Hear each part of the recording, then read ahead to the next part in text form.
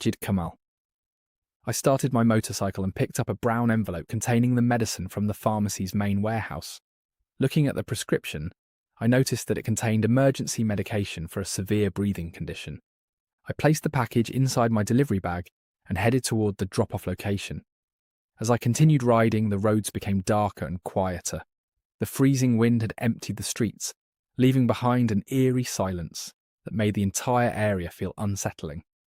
According to the GPS, I had to enter an old residential colony filled with extremely narrow and confusing alleyways. The paths twisted in every direction, and no matter how carefully I followed the map, I couldn't find the correct route. After passing the same wall 2 or 3 times, I realised I was completely lost. I pulled my bike over and called the customer using the number provided in the app. The call was answered on the very first ring. But before anyone spoke, I heard a strange sound coming from the other end. It sounded like someone struggling to breathe. Then a heavy, weak voice spoke. It sounded like an extremely old man, gasping for air after running out of breath. I said, "Mr. Sajid Kamal, I'm here with your medicine, but I can't find the correct street."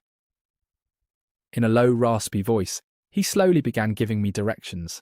There was an unsettling crackling sound in his throat, as though it was filled with water. He said, "Go ahead, then turn left where the abandoned house stands. After that, enter the 3rd alley. I'll be waiting there." I followed his instructions and turned my motorcycle into the narrow streets. Suddenly, while he was still on the phone, I heard his breathing become much worse. It sounded as if he was suffocating. With great difficulty, he whispered, "Hurry up, I can't breathe. I need my medicine immediately. Otherwise, I'll die."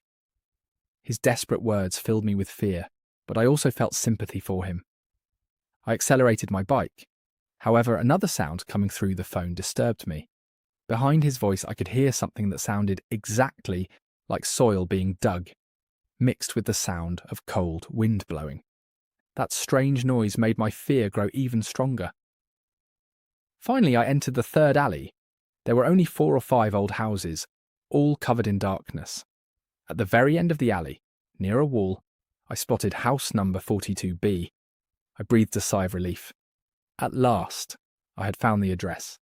I parked my motorcycle, but as soon as I stepped off the bike, something caught my attention. Mounted on the outer wall beside the gate was a white condolence board. It displayed Islamic funeral verses along with the words, "With deep sorrow." Below it were the funeral and burial details. I felt slightly confused. Switching off my bike's engine, I used the headlight to read the name written on the board. The moment my eyes landed on it, every ounce of strength left my body. Written in bold letters was the name, Sajid Kamal, son of Kamaluddin. According to the notice, he had passed away on November 10th. That meant he had died 3 days ago. My head began spinning. The brown envelope containing the medicine trembled violently in my hands. I tried to convince myself there had to be some misunderstanding. Maybe another man with the same name lived in this house. Maybe it was just an unbelievable coincidence. But deep inside,